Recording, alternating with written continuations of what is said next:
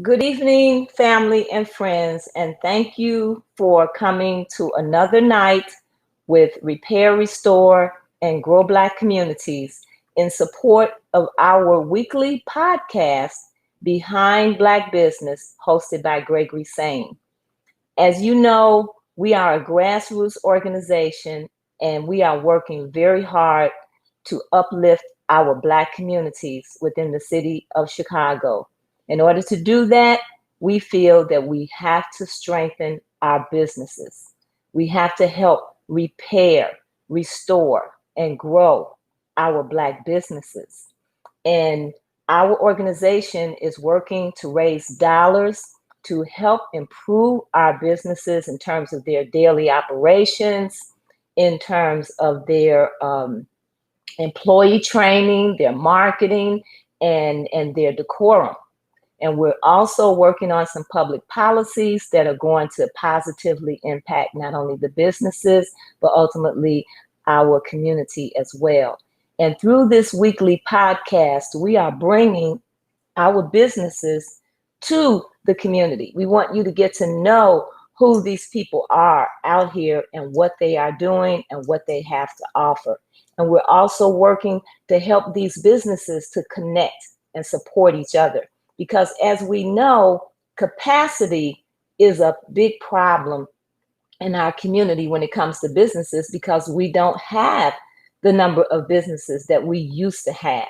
We had business on here called Out of the Past Records, who's been in the community for over 50 years. And she talked about the number of record stores in that industry that we had. And so if they didn't have something, they could refer you to another record shop. But that kind of interaction is very limited today. If you go to one establishment, if you go to a contractor, a Black contractor, and they can't help you, then you very easily and quickly move over to wherever you can get some help. And that's mostly having to go to another ethnic group. And the problem with that is those dollars that we're spending outside of our community are not coming back to help us, but rather are going to help build other communities here in Chicago and even abroad. And we need to know that when we spend a dollar, where that dollar goes after we purchase a product. And we should know that that dollar should have legs to come back to our community to help our businesses, to help the members, the residents of the community, to help the children. If those dollars were coming back, the Black communities on the west side and south side of Chicago would not look like it does. This weekend, we had a number of documentaries showing what happened in Tulsa, Oklahoma. Well, at that time, they dropped bombs, they shot and murdered people, and it decimated the Black community. Today, we're destroyed in other ways, through gentrification, through many immigrants who move into our community and do not give dollars back. The drugs that have been dropped into our communities. There's so many other things that they're doing that are having a negative effect. But it's up to us to turn this around. We have to support our local banks. We have to support our local Black businesses. We can turn this around if we come together and work collectively.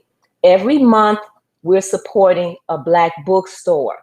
We once had 20 plus bookstores in the Chicago area, where we only have 4 now. We have the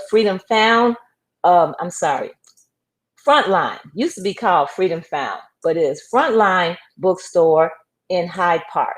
We have the Underground Bookstore on East 87th Street. And we have Semicolon, a newer Black bookstore located at 515 North Halsted.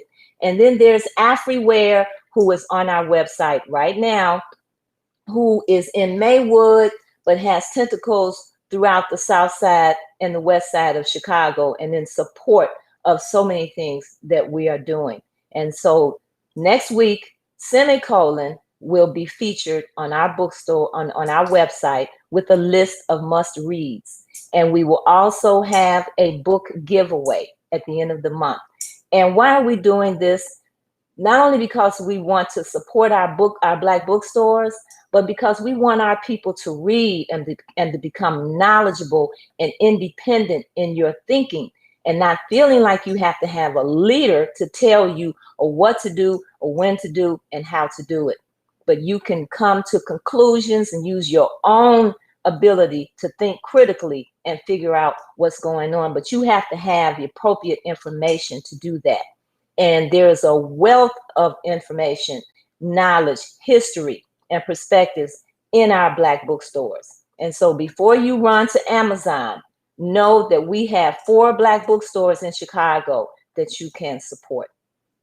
Tonight on our podcast, we have Yirser Ra Hotep. And Yirser is a native of Chicago, and I've known Yirser for a number of years. And Yirser has been teaching yoga for over 40 years. And yoga is an ancient practice of learning strength, flexibility, learning about the breath, and how to improve your overall health, mental and emotional well-being. So without any further commentary, I am now going to bring to you our gracious host, Gregory Sane, in Behind Black Business. Thank you. What's going on, Denise? Thank you for that introduction. Let me tell you something. You do a great job. Your commentary is right on time. We have to get our people into the thinking just like that we have alternatives. We have options. We just don't know where they are. And we don't go and look for them oftentimes for a number of reasons, but we want to change that behavior. And that's why RRGBC is so important, so people would realize that we're not going to fix what's wrong until we make the necessary sacrifices to support our own Black businesses in our community, no matter what kind of businesses it is or where they're located at. We must have these dialogues with successful, hardworking, great Black businesses. So thank you. We're going to see you in a minute. Going to bring you indoors up. Y'all get y'all yoga stuff ready. We ain't going to bring you up the top. Go put on your yoga clothes. No. I'm looking forward to it. So thank you, and see you in a minute. Okay. And let me just tell you something, folks. I am honored. I am blessed. I am so thankful for once again an opportunity to come to you over these precious, precious airwaves that we take very serious. No, we don't sugarcoat anything. We don't water down anything. We must advocate for doing for self. We must advocate supporting our own. We can be mad as we want to be of the government because we ain't got reparation. We can be mad because we still talking about equity. We can be mad because we still see racism in full force. We can be mad because we still being redlined. We still being discriminated against. But the most really bad thing about all of that is we still won't support each other. That's the criminal part of it. It's almost worse. I mean, they played the thing with Tulsa, Oklahoma, 100-year anniversary. And the president of the United States, and I even understand the crazy lady Gail King had something to say, but that's all fluff. That's all, to me, smoke and mirrors. They're not sincere. I mean, what happened to Tulsa, Oklahoma is worse than anything almost in the world in terms of how they bombed and destroyed our people. And all of a sudden now they want to act as though they care. Give me a break. But anyway, I don't want to get off into that. But we got to strike inside of each other this determination, this real love for ourselves and for each other. We got to strike that chord because we won't change the reality that we're living in until we become personable, until we become extremely passionate about supporting one another. So anyway, it gives me great honor and great privilege to have the yoga master, my friend, my brother. I didn't even mention to anybody that I know this brother from many, many years ago. And when I got wind of that he was going to be on the show tonight, I just smiled within because these principles that this man teaches over 40 some years absolutely can bring you back in balance to where you need to be mentally, spiritually, psychologically, and physically. Let's bring the guest in the studio right now. My main man, yes, sir. What up, black man? Hey, everything's good, brother Gregory Sane. How's it going with you, sir. It's the same fight, different rounds, stick and move, bob and weave. Don't get knocked out. Sometimes you got to be like Muhammad Ali. You know, when he was on the ropes, you see, we was like, get off the ropes, champ, get off the ropes. And he called it the rope-a-dope. But we thought he was getting hit too many times, right?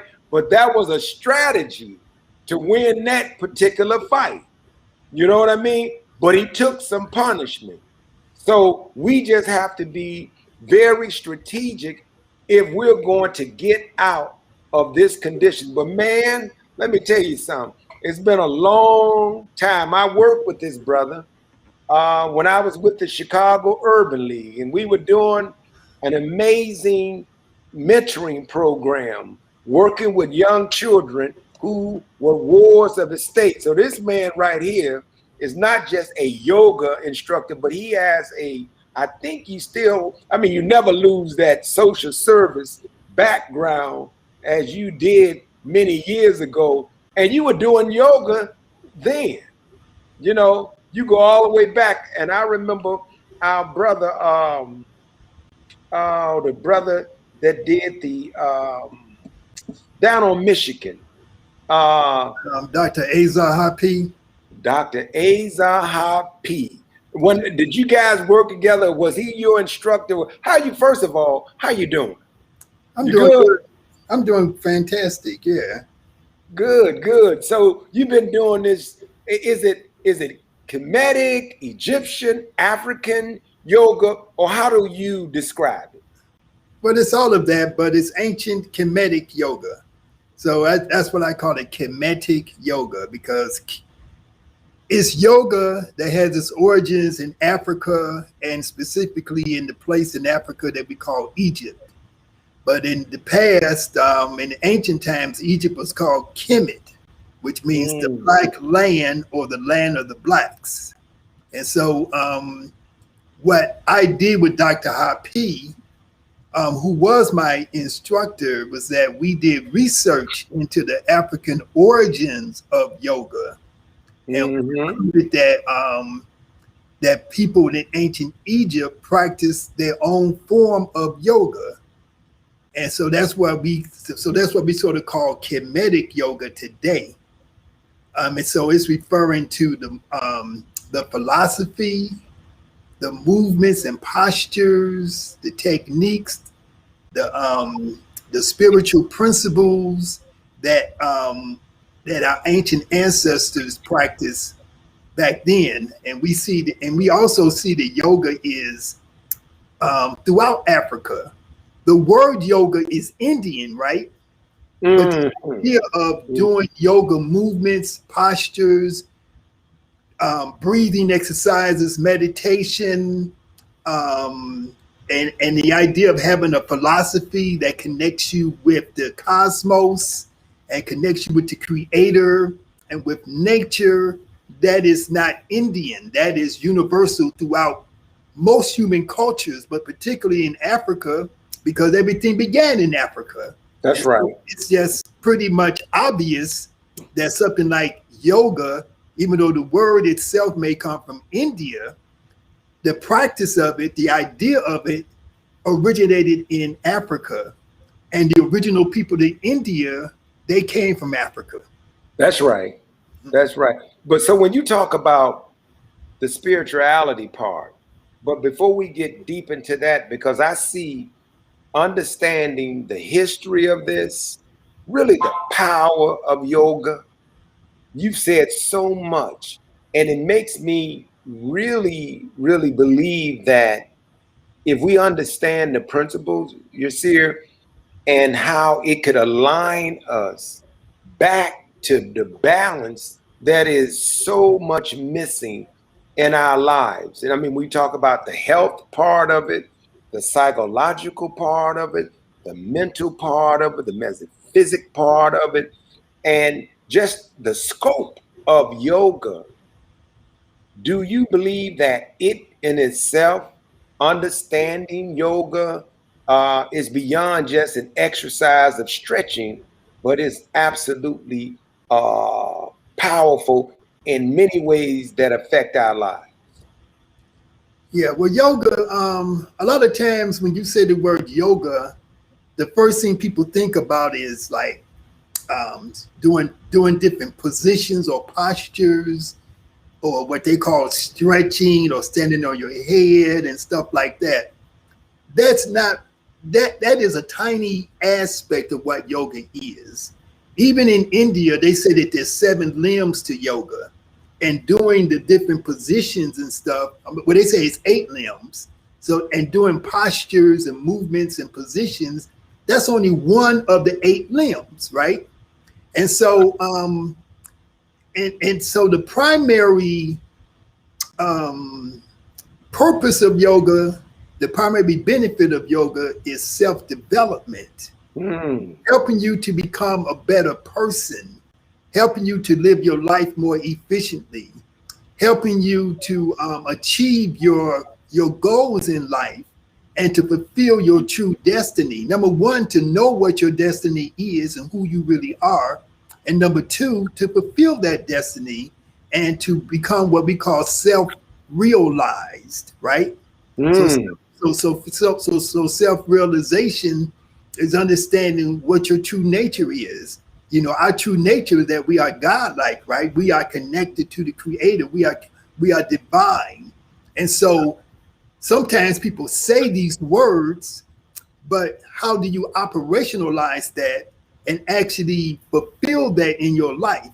That I am divine and I have this divine energy, I have this divine intelligence that moves through me, and that I am able to accomplish anything that I set my mind to, and the limitations that humanity, or that certain segments of humanity or certain segments of society try to place upon me cannot limit me. I can overcome these things, right? Because I'm using the power of my mind. Because in ancient Kemet, they said that there are 7 principles that if you understand those 7 principles, you'll be able to understand the forces and the mechanisms that govern reality, that govern the universe. And so the first principle is the principle of mind, mentalism. The Greeks call this Hermetic philosophy. We call it Tehuti because it comes from Tehuti. Okay. Tehuti. Hermes, when they say Hermetic, they're referring to a Greek god named Hermes. So we know that the Greeks didn't invent anything. Anything that they have, they acquired it from the ancient Egyptians. And so we say Tahuti because Tahuti is the ancient sage from Africa who developed this system of these 7 principles and developed the principle, the first principle, the principle of mentalism, which means that everything is a manifestation of mind. And so when you practice yoga, you're working with your mind. So when you sit down and you close your eyes, you breathe in and breathe out, and you do different types of breathing exercises, it is for your mental development. I can imagine that people blood pressure. I can imagine just a whole lot of restoring, Yirser, that have to be taking place. You said something just now, man, that made me think about how can we, and I was driving around, I had dropped my brother off, and I was coming down Stony Island. We need to really call it Stony Expressway. And I was coming down Stony Expressway. And in the end of this conversation, we're going to bring Doris and Denise on because I want to make a connection to the mindset of our people and what will it take, because religion hasn't helped our people to the degree where I believe the yoga will have been making, and you people that you could call their names, where you have witnessed transformation.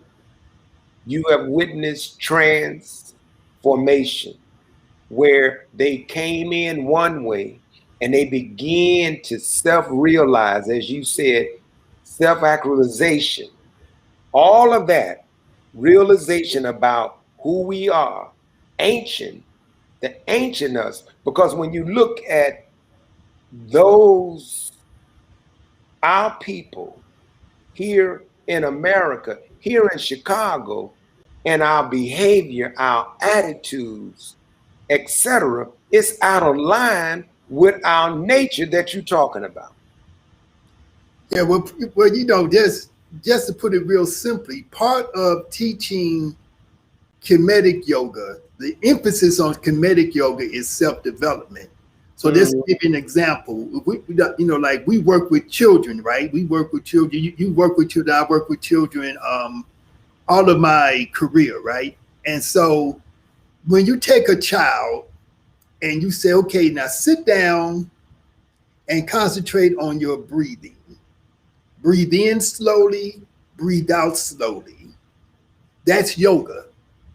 And what that does is that it has an effect upon your central nervous system.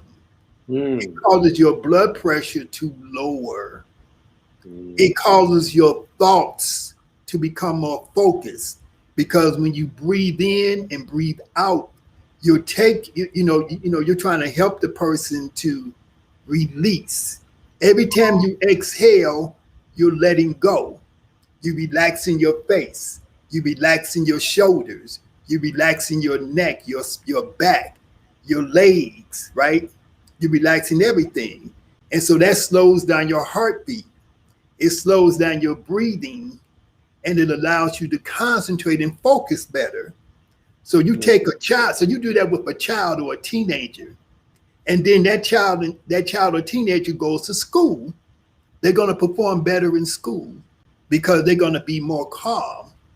They're not going to misbehave as much because they have regulated. So when we work with kids, we call this ISR, internal self-regulation. So we're teaching young people to control their own behavior by controlling their own physiology. So when you breathe in and you breathe out, you are actually activating a certain part of your central nervous system called the parasympathetic. And it is the opposite of your stress response.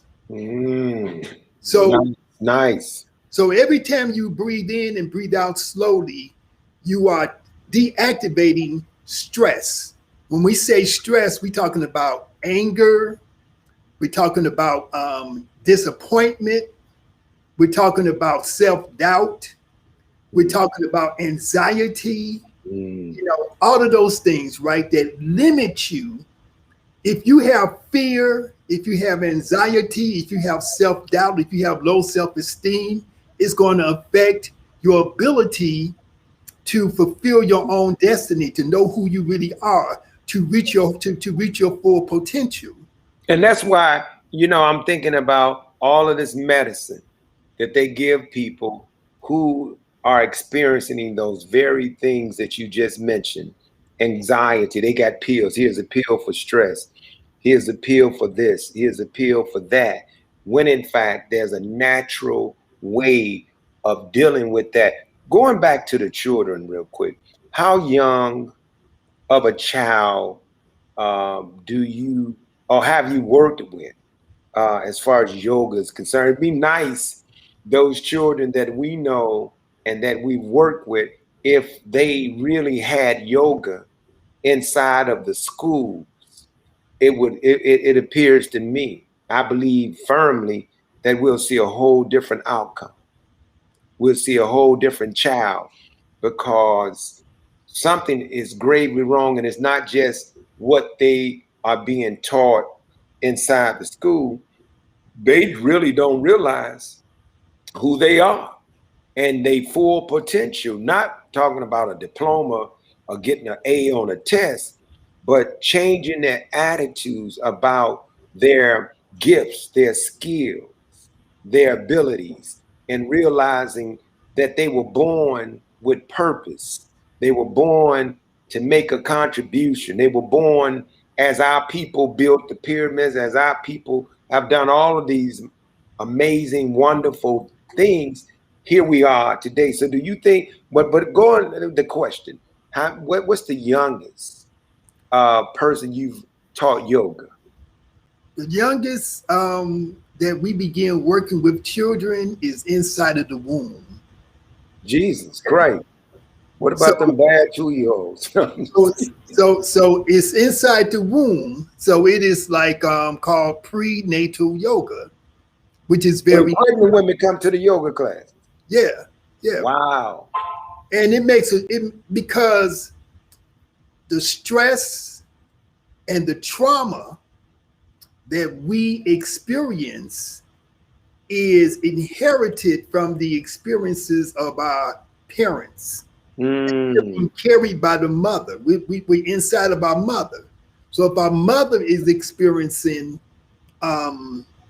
stress, trauma, different types of, it makes sense. Things, then we are, and how do we inherit? How does the embryo or the fetus inherit that?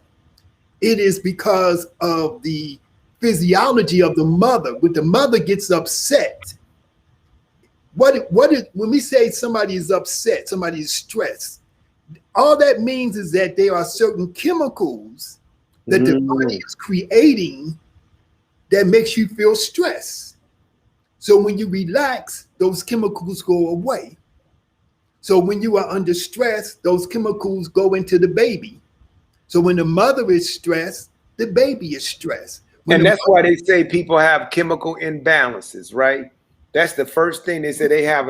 It's a chemical imbalances, and then they offer other chemicals to imbalance you, but they don't offer yoga.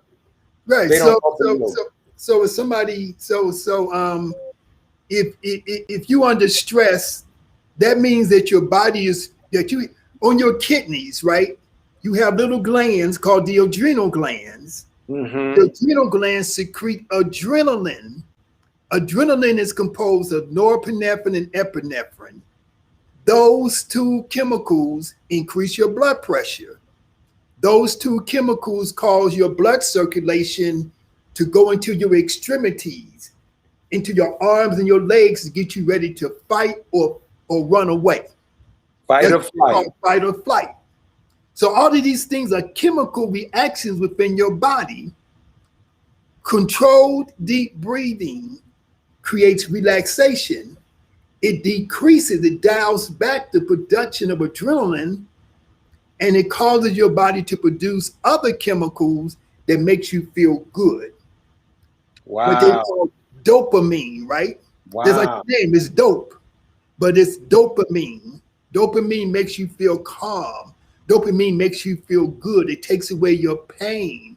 It causes you to calm down. Endorphins do the same thing. So They when you didn't know. so when you breathe deep and you say, "Oh, I feel better now," right? That's because that deep breathing calls you to produce endorphins. So instead of you going to, instead of this psychologist or psychiatrist giving you some drugs that mimic this calming effect, Teach, but in teach, actuality, it's teach. causing you to have various side effects. You are producing these things for yourself through understanding how to control the forces of your body. And Wow. this is what we do for children. This is what we do for mothers, pregnant mothers prenatally. This is what we do for adults. This is what we do for senior citizens. This is what we do for people who are addicted to drugs, alcohol, cigarettes, and other types of substances, right? This is part of the formula for the rejuvenation of our whole community. You teaching, brother. You know, You because teach. this is, you know, we have always said that Kemetic yoga was the missing element because you have religion, you have, you know, activism, or you know, political activism and stuff like that. But the human being has to have some type of internal mechanism by which they can practice self-control, by which they can heal themselves. The body has the ability to heal itself. The mind has the ability to heal itself. But we have to create the conditions. We have to eat the proper foods, and we have to engage in what we call practices. And that's why the scripture said, as a man thinketh, so is he. Right. As a man thinketh, meaning that positive thinking, you know, that we could fix what's wrong. But go the breathing piece, that's real deep and heavy, because, you know, when people are upset, the first thing you hear them say is breathe, breathe.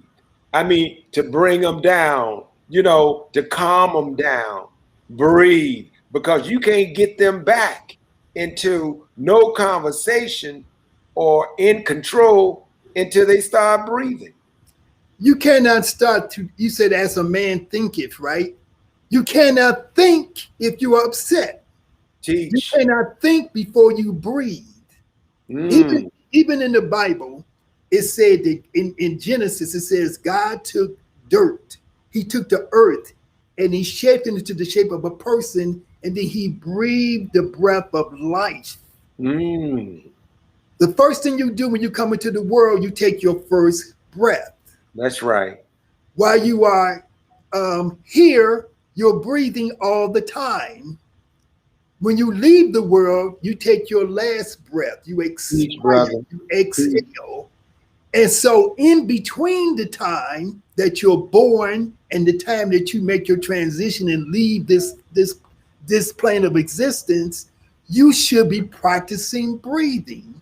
You can go for weeks without water. You can go for months without food.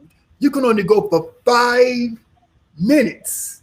5 minutes without air. Because that long? Shit. 5 minutes is the longest, because after 5 minutes, you'll be brain dead, right?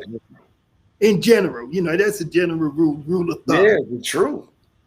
But as a yoga practitioner, I have trained myself to go under the water for 5 or 6 minutes and hold my breath, right? Seriously? Because that's part of our training. That's part of our training of how I can control my own self, because Western medicine and Western science, they put a limitation. They put artificial limitations on what our true abilities are. And so we can train ourselves to control our breath, to control our heartbeat, so that we can endure various challenging situations, right? And so this is part of our yogic training. And so breathing is the most fundamental nutrient that you take in. Mm. So we have like a food pyramid. The base of the pyramid, which is your most important nutrient, your most important food source, is breath. Because that's what you need. You know what, boy? You making me think about these masks. I mean, how are they for the last 2 years? When you talk about breathing, now our people everybody been walking around with a mask on, breathing in recirculating air and etc. I know that has taken effect on us in some kind of way, more than is being reported. Well, the mask, is a hindrance in various ways. But, when you have 600,000 people dying and then many millions becoming sick, it's a temporary, tool that you may use to keep the spread of these things. But the problem is that the government that we had in the beginning of the pandemic was too stupid to get proper masks, to and to implement the proper type of programs, right? So the main thing is that people do not know how to breathe, and we use other substances. We smoke too much weed. We smoke cigarettes. We smoke crack. Before we was smoking crack, we was freebasing. Crazy. All these things into our lungs. And on top of that, we live in communities, we live in areas of the city where there is pollution, right? Lots of it. So they call, what do they call that? Environmental racism, right? Mm.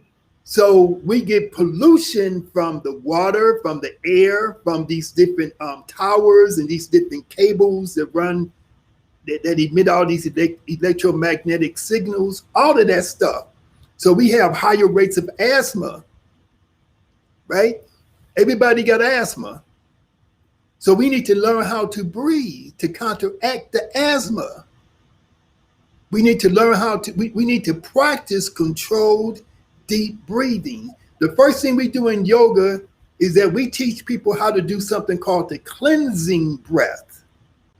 Okay? So we either sit in a chair or we lay down on the floor, and we put our hands on our abdomen and we breathe in slowly through the nose, and then we try to squeeze all the old air out of the lungs, and we try to train ourselves to breathe from the abdomen.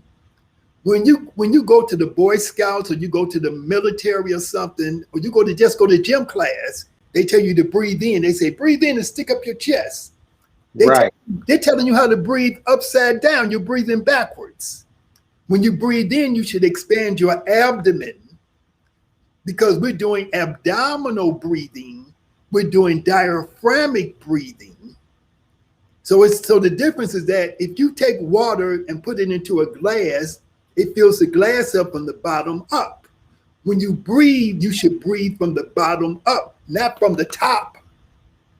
So everything that we're learning in this European system is backwards. Even even breathing, they teach you how to breathe backwards. Wow. They teach you how to stretch. They even teach you how to stretch your body backwards. What they call stretching is really tearing your muscle tissue. When we do yoga, we go slowly and we breathe in and we exhale and we relax into the position. So there's no tearing, there's no strain, and we only go into the pose as far as our body will allow it to go. And so it's a whole system that we're operating with. And it's a science behind it. Everything we do has a science behind it that is based upon principles that come from our ancestors. This is such enlightened information, man. This is so powerful. As you and I'm sure you have other yoga instructors, and you got a lot of different forms of yoga. There's a few people I think that are that are on Facebook, and they teach yoga. I know there's a sister, Andrea Green, I think that's her name. Yeah, Andrea, yeah. Yeah. And I know she teaches yoga, and the twins, these young ladies, the twins, I can't think of their names, but you might know of them. But have you? I know them, yeah. You do? And so do they learn from you? Have many of them came over and got in tune with what you're doing, or they just do their own thing and you guys kind of talk about it? Or is it just a lot of similarity in terms of the breathing and et cetera? The principles are pretty much the same? Well, you know, there's different styles and different lineages of yoga. Now, like I say, I teach Kemetic yoga, but what my job has been for the last maybe 15 to 20 years is to train instructors. So that's what I do. So over that time, I've trained about maybe 6,000 instructors all over the world. 6,000? 6,000, yeah.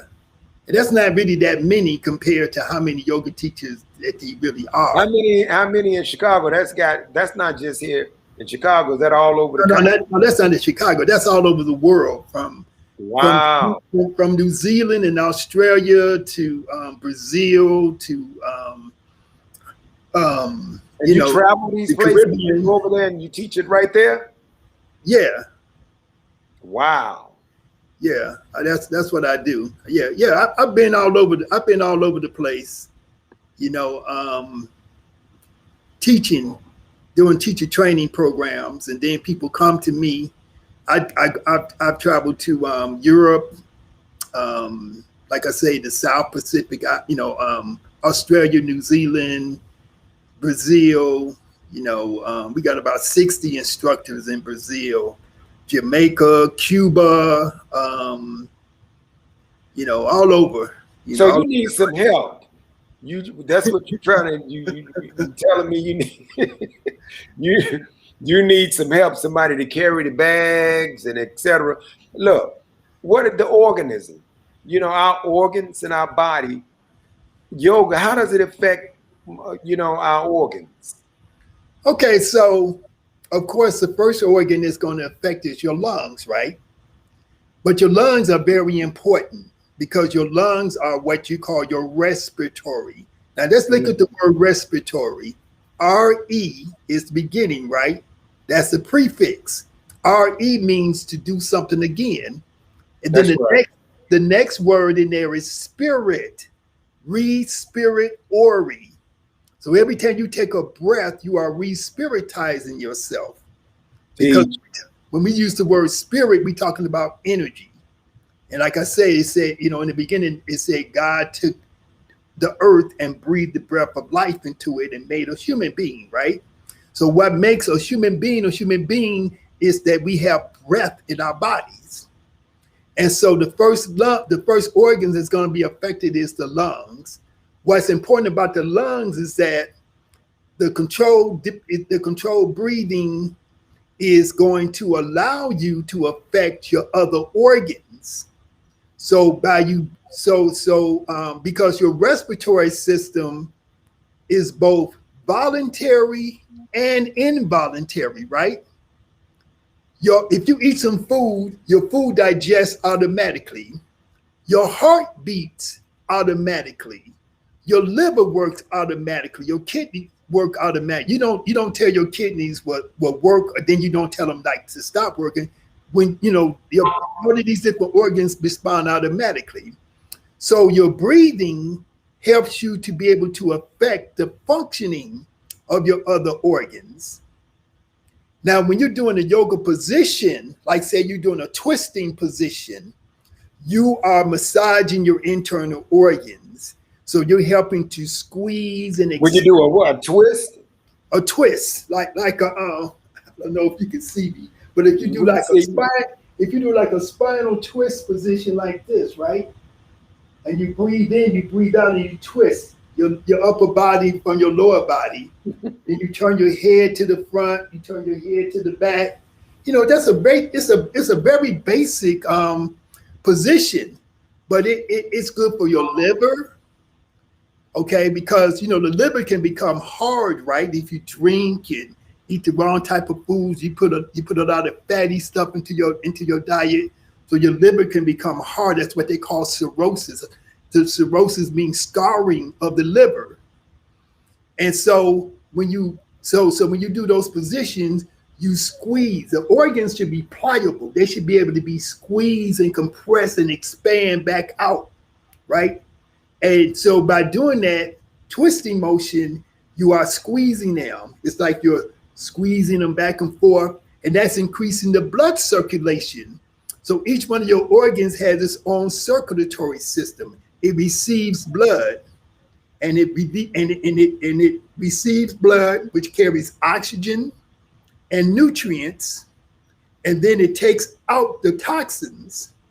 So your blood comes in, brings in the nutrients, bring in the good stuff. Your blood goes out and takes away the toxins, right? And so when you're doing yoga, you are causing that process to become more efficient. So your liver, your kidneys, your intestines, right? Your intestines are where your assimilation of your nutrients begin, right? So when you eat food, it goes into your mouth, you chew it, it goes down your esophagus, it goes into your stomach, it's digested some in your stomach, and then the nutrients are assimilated. They are absorbed into your body through your intestines. And then the waste goes out through the colon. So the colon and the intestines are being squeezed and expanded when you're doing different positions. And so that causes that process to function better. So your digestion is going to improve and your elimination is going to improve. You're going to have better bowel movements. Most disease that we have is because we have poor bowel movements. The waste from the food that we eat remains in the body for too long. So number one, we eat the wrong foods. Number two, those wrong foods, the waste from the food stay inside our bodies too long. And so that causes a toxic condition that leads to disease. And so we put different names to the diseases, right? We call it heart disease, cancer, diabetes, but it all come from the same place. Toxins, you know, that are being created in the body. You know, just like if you have a bowel movement, you don't want that to stay in your body. That's why you have a bowel movement. Some people don't have they may only have a bowel movement every 2 days or every 3 days or once a week. I know I work with children. I work with this girl who was very angry all the time. She was about 11 years old. And I finally asked her, how often do you have a bowel movement? She told me about once a week. Oh boy. So she's eating 3 meals a day. So in 7 days, what's that, 21 meals or something like that? And she's only eliminating one of the 21 meals in a week. Damn. And so then so that's affected her heart. She was overweight. This was in 1979 when kids wasn't even as fat as they are now, right? But she was overweight. Right. She had black marks around her eyes because her kidneys was poor. We can look at the face, we can look at the eyes, we can look at the nails, we can look at different signs within a person to tell their state of health, where they have congestion, where they have a clogging of the colon and so on and so forth. You know, we That's can horrible, diagnose those man. things by looking. Yeah. That's horrible. So this little girl, what therapy or what did we do or you all do that a family or someone worked with her so that she improved in that area? I mean, the anger is one thing, but the physiological piece, that they do something to help her, because I'm sure at some point she would have probably began to get sick, you know, because that toxins that releases, you know, so much poison, you know, as you know, eloquently stated. Well, she was already sick, and the constipation that she was experiencing was causing her to be angry. Because you think about it, if you constipated, you know, anybody's going to be more angry and irritable, right? Right.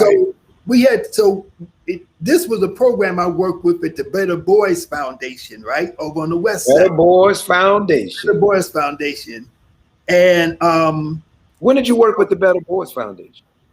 I worked for them from 1979 until 1983. So this was before, no, this was after Lamont, Zeno. Was it Lamont, Zeno, and those guys? I know Warner Sanders at one point was involved with them, but I knew a couple of guys that helped start the Better Boys Foundation. But go ahead. Yeah. Some of those people was in the theater department. I don't think I knew. I know they named the theater Lamont Zeno Theater, I think. But I knew Zeno. I knew Zeno. It was. I got to meet Zeno in 1970. Yeah, that was a long time ago. Yeah, I was just a baby. Yeah, I'm sure. I was too. I was one.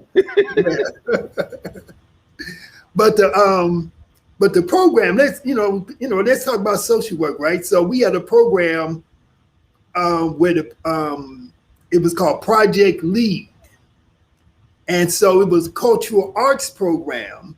And so in addition, so we would teach African history, Black history. We would do recreation. I taught yoga to the children, and we would also teach them about how to eat.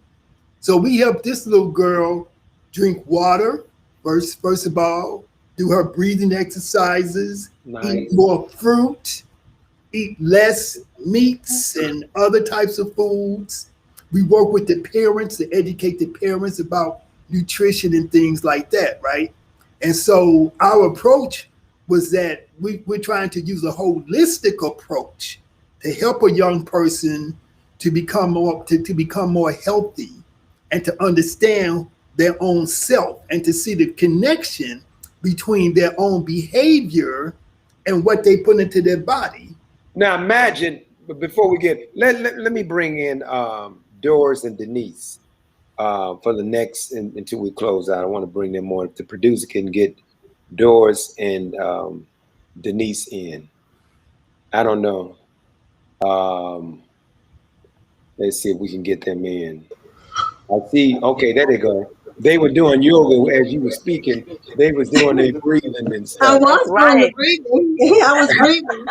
Right. And I know Doris and you, D, this got to really, because and Doris is a unbelievable, a teacher, but she zooms in on the fact of our mentality and the crap that you see our people doing. If you see it, if every preacher knew this information, or every minister, or whatever you want to be, an imam, etc., if they taught this in the church, in the school, I believe that this would change the course of our people quickly. Because even though, this organization right here, RRGBC, is doing some big things and have some big things we want to do.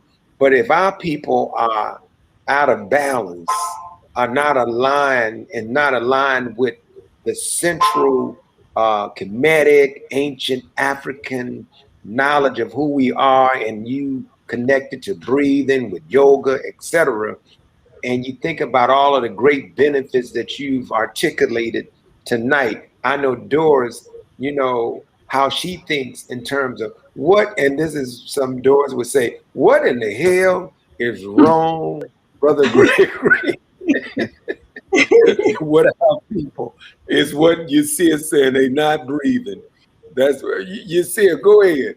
And because Doris and Denise, I'm sure they have some questions, and then Doris gonna close us out. But go ahead, you see it. What were you gonna say? And Denise and Doris, if y'all have any questions, what were you gonna say, you see it? Well, but in terms of the girl we was working with, she got better, right? Because, you know, we helped her to learn how to eat better, to exercise. And so as she, as her body started to function better because she was doing things and she was able to eliminate the waste from her system, she had better behavior, she had better attitude, she had better grades, you know, and that's going to mean, that's going to make a huge difference in her being successful in life, right? Because she's gonna learn better, she's gonna behave better, she's gonna get better grades, better GPA, everything, right? And so you know, so yoga itself, the physical movements, the physical postures, they help your body to eliminate. They're gonna help you to release toxins, they're gonna help you go to the bathroom. People don't think about how important going to the bathroom is. No, let me tell you something. That's why we always tell people they don't know what they're saying when they say, you know what? You get on my nerve. You are full of crap. That's what the problem is. Well, you know, Yirser, this is so important because when we look in our community, you know, our health is, you know, we have our financial issues, you know, our financial health is out of whack, and our physical health is not where it should be. We have a lot of obesity. We have all these dialysis clinics in our communities. And, you know, I've worked in the schools as a speech pathologist for, you know, 35 years. And I see kids, they come in the morning with Flaming Hots and Cheetos. This is breakfast. This is lunch. And then you look at what they're eating, you know, for dinner, the fast foods, the McDonald's. And so when we look at all this violence in our community and all of this havoc that's going on, and everybody's angry and everybody's blowing up and getting mad at everybody, you know, this has a lot to do with it. You know, what's going on in our body and how we're maintaining our body. And so this is what you're saying is very relevant to the evidence of what we see happening in our community today. Well, what's happening internally within a person's body is affecting their thoughts, it's affecting their behavior, it's causing them to become angry, it's causing them to act out, it's causing them to do things that they may not normally, that they would not normally do, like shoot somebody, you know. And so it's a vicious cycle. And so something like yoga is an intervention. It breaks the cycle because you're in this cycle of anger, depression, acting out, and it reinforces itself. When you're angry, when you have stress, or when you feel like you've been traumatized, or if you feel like somebody's done something to you, what do? You go out and eat some bad food because you think it makes you feel better. They call it comfort food, right? But it's really poisonous food. You go out and you may drink, which alters your consciousness and changes your ability to judge. You may smoke. You may smoke, which might, or you may not even smoke, but drink or take some other type of drug. All of these things are mind-altering things. Even the food, even the Flaming Red Hots these kids are eating, they have an effect upon their mind. They have an effect upon how they are thinking, because those foods act as drugs. There's a book called Foods Masquerading as Drugs. No, drugs masquerading as food. Because different foods are addictive, like cheese. Pizza has cheese. People, all these kids eat pizza all the time. They eat all kind of different cheesy type stuff. And cheese has something called casomorphins in it, right? Just like morphine. Morphine is like heroin. You know that it comes from the same plant as heroin comes from. Morphine, right? And so you have these morphine-like chemicals that are in cheese and milk products, and Dairy products. all the dairy products, right? And they go into your brain and they interact with certain cell sites within your brain, and they cause you to become addicted. And the cheese, all the dairy products, they are, they clog up your lungs, they clog up your sinuses, and so they restrict you from being able to even take in as much oxygen that you need. So most people walking the streets right now are oxygen deprived. So people are oxygen deprived, they're constipated, and they're dehydrated because they don't drink enough water. And what about sugar? What about sugar? When you eat sugar, sugar is a drug. You take a green plant, which is a sugarcane plant, and you change it into a white powder, just like you take a poppy plant or a coca plant and you change it into a white powder, right? And so when you consume sugar, it goes straight to your brain. It doesn't have to digest or anything. It goes straight into your brain, and it gives you this sugar high. And then what happens? Because it has no nutrients, it wears off quickly and it drops you down. So you go from being high to being low. And look at the kids. When they hyped up, they running around, fighting each other, kicking each other, and then they go down. Then they have to get some more, then they looking for another fix of the sugar to make them come back up. Wow. And the sodas that they drink has more sugar than anything. Brother Yirser. Yes, ma'am. Brother, I want to thank you for being on our show. Have you had any kind of relationship with the Chicago public school system to come in and talk to our young people about the things that you've been talking about for the last hour? Because just listening to you for almost an hour has been very calming to me. It's just very calming. So have you been able to establish a relationship with the school system to do things like this? I have been in various schools over the last 40 years at various times. I've gone to this school, that school. But the problem with the public school system is that unless you're, I'm going to just say it like this. If you're not white, yep, they're going to tell you got to go to each individual school to try to get a contract or to try to put your program in. And then you see these white folks, they put their programs throughout the whole system, right? So I have written proposals to go into the whole, like we should make this part of the whole system, or at least part of a large group of schools.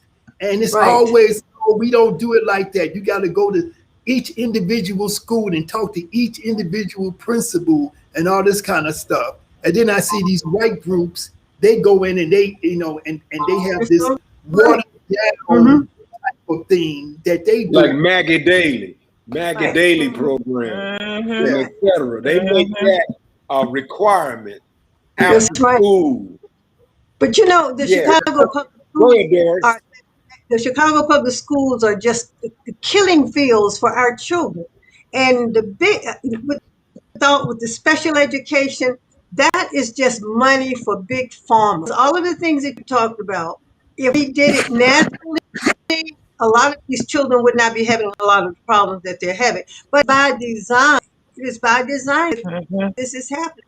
And it's a killer. I mean, you have 5-year-old kids on psychotic drugs because they're acting out. And 9 times out of 10, dealt with them in the right way, especially coming to them from the angle that you're putting out today, it would help them. But they're not interested in healing our children, making our children whole and sound. Their system is not interested in that. So that's why we're losing them. They're killing each other. We're off balance. The bottom line is that we're off balance. Our lives are balanced. There isn't anything that's going on in our lives, the Black community. That's balancing. And these people know what they're doing. So that's why people like you are so important to get this kind of information out. Because as I said, I've been listening for almost an hour and it's been very calming, very calming. So I want to thank you for being on our show and we hope to have you back again. Well, thank Part you. two. Part And two. Listen, Doris, Denise is all. Yeah, you see her. Part two, brother. You got too much information, and I think we can build on the fact that other children that are 11 years old. How could we? One thing about this organization is, and I want those who are listening, and Doris is going to close us out. But as Denise starts out, and we set the foundation and tone is RRGBC is about repairing, restoring, and growing Black businesses. And we believe that whatever we need to do, especially when it's sound, when it's healthy, when it makes sense, we need to find a way to get you in the schools. This should be part of the curriculum. There's a lot of other garbage that they are requiring our babies to have to study and have to learn, or a lot of stuff, and it's controversial stuff. But when it comes to stuff that is healthy, that could change the academic dynamics, then they give you problems. So I just like Doris, thank you, brother. Thank you so much, man. You are gold. You were going to say something real quick. I just got to say this right quick. We started a not-for-profit organization called the Institute of Kemetic Yoga, and our goal is to be able to offer Kemetic yoga in the schools and other types of social service agencies for our community for free.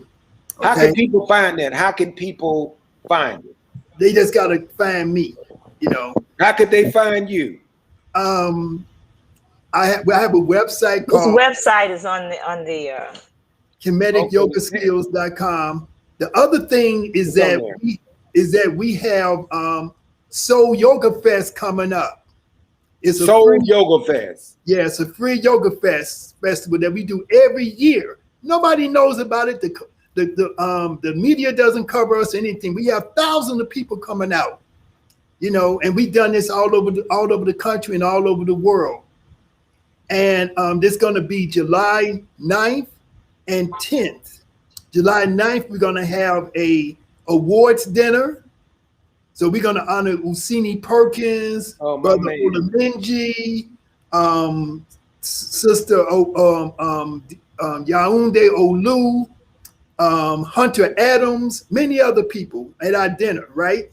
So I hope you all promote it, and I'll send y'all information. Okay. And on Saturday, July 10th, we have a 4 day of free yoga classes for the community. We have instructors from all over the country and even from other countries who come and donate their time, to teach yoga. And so we have classes for children, for adults, for beginners, for senior citizens. We have stuff for every population. Where's it going to be, Yirser? It's at Fuller Park Field House, Fuller Park 45th District. in Princeton. 45th in Princeton, 331 West 45th Street. Right across the street, actually, from Fellowship Church. Right. Right across the street. Brother Yirser, the media won't cover this is because you're doing something positive. You're doing things to save our people. They want to come and cover things where when our people are killing each other and all this other garbage that they have going on in our community. So whenever Which is criminal.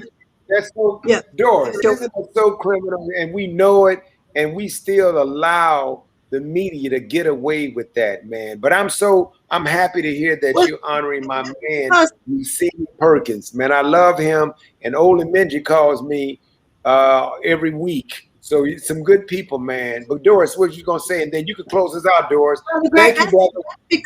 That's because we're not challenging the system the way we used to do it.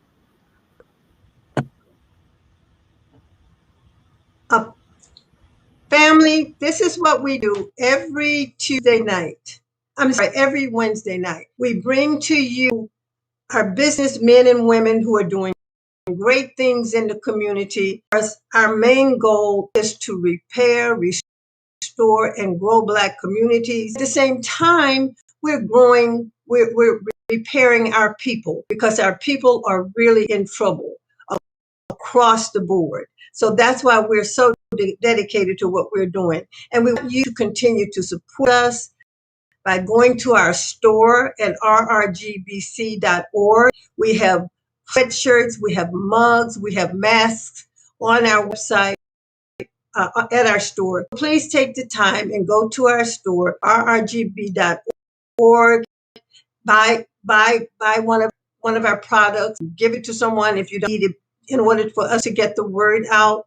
And again, I want to thank you for tuning in tonight. And again, we do this every Wednesday night at 8 o'clock. We're bringing a Black business man or woman or company, and that is for the purpose of bringing together the Black businesses so that we can reestablish ourselves.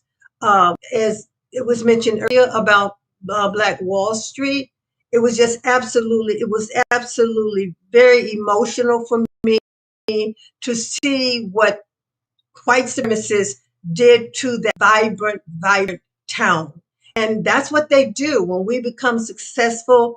They come in, they destroy, they kill, they take the land, and they just leave us without anything. And people wonder today, while we're in the condition that we're in, well, it's because of racism and white supremacy. But we are trying to keep this going in terms of promoting our businesses, because I'm really tired of us taking care of everybody. We're taking care of the Asians, we're taking care of the Indians, we're taking care of the Arabs, we're taking care of the Mexicans, we're taking care of everyone but ourselves. And they are making off us. If we did not do business with these people, they'd be making all this money that they're making. I read a lot about how the Hispanic community is growing economically. Yes, they are growing economically. They're growing economically with our help.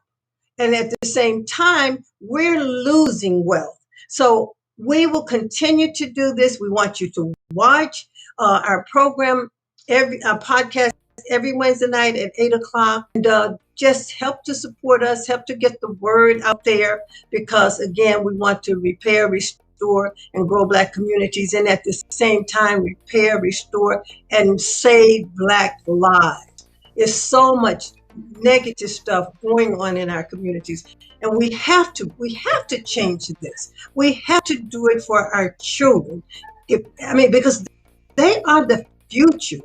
They are the next generation. So I want us to be able to give to them, leave something to them, for them, as I had for me, from my grandparents. And they came up from extreme conditions, racism, supremacy, Jim Crow in Mississippi and other places around the United States. So let's change this. We can do it, but we've got to unite. We've got to start supporting Black businesses and stop saying that Black people do not to work. Black people do want to work if opportunities are presented to them. I was on the north side today, and you see the Subway stores all over Chicago, but they're being run by Indians. We've been in this country 60 years. How many Black men and women own Subway stores? Very few at all. So, there's a concerted effort to really destroy us as a people. So we must come together, unite, and support Black businesses. And again, go to our website, rrgbc.org, go to our store and purchase. This is how we are able to keep these podcasts going. Again, thank you very much, and I look forward to the show next Wednesday, 8 o'clock. So tune in next Wednesday. Thank you, and have a wonderful evening.